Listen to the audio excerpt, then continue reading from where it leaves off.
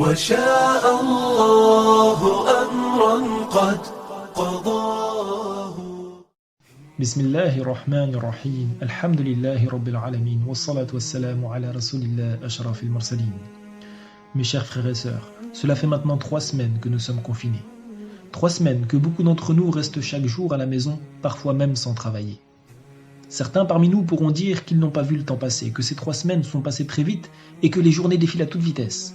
Tandis que d'autres diront qu'au contraire, c'est beaucoup trop long, qu'ils ont l'impression d'être en prison et qu'ils n'ont qu'une hâte, c'est que ça se termine. Certains auront aussi profité de ce confinement pour recréer des liens avec leur famille, pour passer du temps avec eux, pour renouer avec la lecture ou l'apprentissage du Coran par exemple, pour lire des livres tout simplement et apprendre des choses, pour se rendre utiles, pour eux-mêmes ou pour la société. Tandis que d'autres n'auront peut-être pas su profiter de ce temps libre que Dieu a mis à leur disposition, préférant regarder des dizaines de séries malheureusement inutiles ou perdant leur temps dans des jeux vidéo, veillant la nuit et dormant le jour. Alors faisons un bref bilan de ces 3 semaines de confinement. N'oublions pas que cette épreuve vient avant tout de la part d'Allah subhanahu wa ta'ala et non pas du président ou du gouvernement. Si je devais mourir aujourd'hui, ou même plus tard, est-ce que je serais satisfait de la façon dont j'ai passé tout ce temps? Est-ce que j'ai suffisamment profité de ces cadeaux qu'Allah subhanahu wa ta'ala m'a fait, que ce soit la jeunesse, la bonne santé ou le temps libre? Est-ce que mon Seigneur, Allah subhanahu wa ta'ala, serait satisfait de moi? À chacun de réfléchir à sa réponse. Mais n'oublions pas une chose, mes chers frères et sœurs, c'est que même si ces 3 semaines n'ont pas été à la hauteur de ce qu'elles auraient pu être, il n'est jamais trop tard. D'autant plus qu'on s'approche à grands pas du meilleur des mois, celui qu'il ne faudra absolument pas rater, je parle bien sûr du mois de Ramadan. شهر رمضان الذي أنزل فيه القرآن هدى للناس وبينات من الهدى والفرقان.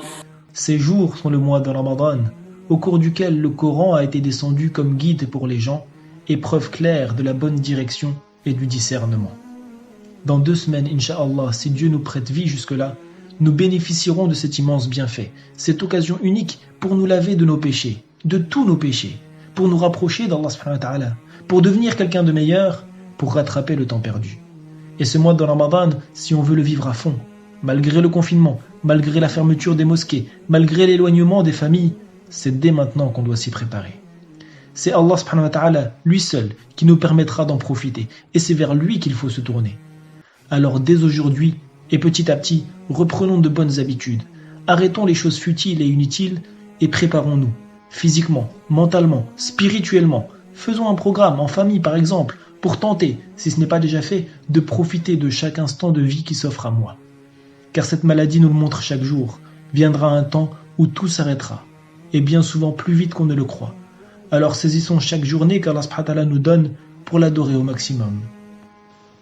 Allahumma barik lana fi Sha'ban wa ballighna Ramadan, qu'Allah nous bénisse ce mois de Sha'ban et nous permette d'atteindre ce mois de Ramadan. Barakallahu fikum wa salamu alaykum wa rahmatullahi wa barakatuh.